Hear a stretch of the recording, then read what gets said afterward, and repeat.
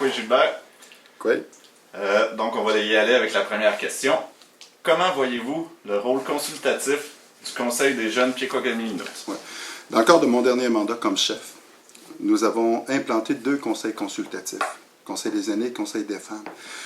Et nous avons considéré le Conseil des jeunes comme étant un 3e acteur, pouvant aussi jouer ce rôle-là.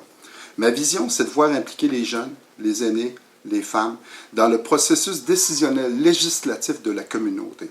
En effet, je suis personnellement disposé à faire en sorte que quand le Conseil aura à prendre des décisions de nature législative, comme par exemple adopter des règlements, éventuellement des lois, son budget, incluant la planification des fonds autonomes, les politiques nationales et d'autres décisions de ce genre, ces décisions seraient prises avec les 3 conseils consultatifs. À court terme, par contre, je vous propose de vous consulter dans l'exercice des orientations politiques du prochain mandat, dans la planification budgétaire, dont l'utilisation des fonds autonomes. Je vous propose un siège d'observateur, comme on l'avait fait dans le cadre de mon dernier mandat au Conseil. Donc, la deuxième question. Quelle est votre position face au projet de mini-centrale hydroélectrique à Val-Jalbert? Pour ou contre et pourquoi? Je suis favorable au projet de la mini-centrale à Val-Jalbert. Vous savez, le projet Val-Jalbert découle d'une entente de partenariat avec les 2 MRC sur le développement conjoint de projets énergétiques de type communautaire, convenu dans le cadre de mon dernier mandat comme chef. Les MRC ont accepté le principe de 50-50 concernant nos droits sur une testinale, sur tout développement de projet. C'est une entente qui est unique au niveau du Québec. Comme Première Nation qui aspire à son autonomie, nous devons miser sur l'apport de nouveaux fonds autonomes pour pouvoir les investir dans nos priorités.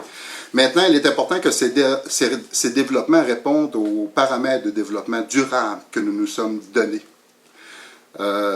Sinon, il n'y en a pas de développement. Actuellement, il faut que le Conseil convienne que ce dossier, une partie de la population a besoin de plus d'informations à l'égard des impacts sur le plan environnemental ou sur le plan de son mode de vie que ce projet pourrait entraîner.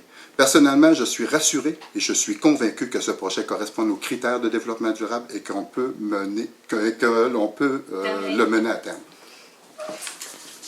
Troisième question. Quelle est votre priorité au niveau de la jeunesse?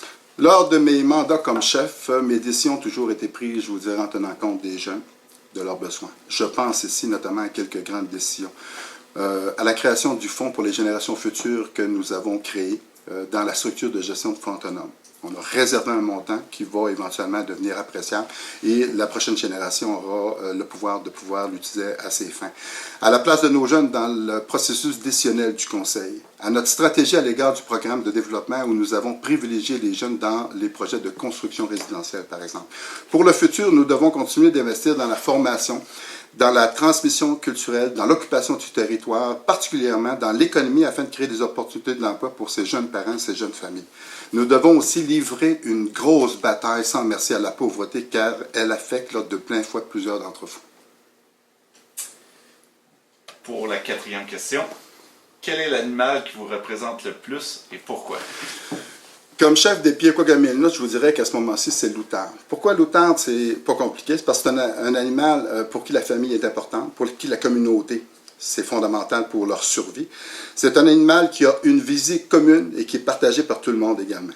C'est un animal qui s'appuie les uns sur les autres pour atteindre leur objectif. En les regardant s'envoler, chaque outarde est appelé à prendre le leadership à un moment donné. Chaque outarde a une responsabilité à prendre à un moment donné. Chaque outarde a un rôle déterminant à prendre à un moment donné. C'est le signe d'une très grande efficacité. On doit, je pense, comme Première Nation, nous en inspirer.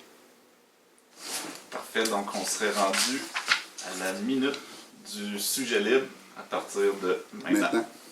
Alors, quoi, à vous tous les jeunes, Gilbert Dominique. Le 27 mai prochain, vous aurez l'occasion d'élire le prochain chef de la communauté, une personne en qui vous avez confiance. Un chef qui saura traduire vos aspirations en objectifs, ses objectifs en actions et ses actions en résultats. Un chef qui saura aussi affirmer et défendre les droits de notre Première Nation, tant au niveau de son identité, de ses valeurs, de ses traditions, de sa langue et de son lien avec le Nitassinan. J'ai eu le privilège d'avoir été chef pendant 7 ans. Pendant cette période, j'ai consacré mes énergies à mettre en œuvre les actions essentielles à notre autonomie, la voie ultime à notre guérison et à l'avenir de notre Première Nation. Comme chef, j'entends miser sur le dialogue, la collaboration, la concertation, la mobilisation et le partenariat pour atteindre nos objectifs. Je tiens à ce que nous nous mobilisions tous pour combattre la pauvreté et chercher à améliorer notre situation sociale. Je vous invite donc à me faire confiance lundi le 27 mai prochain. C'est jusqu'à maintenant.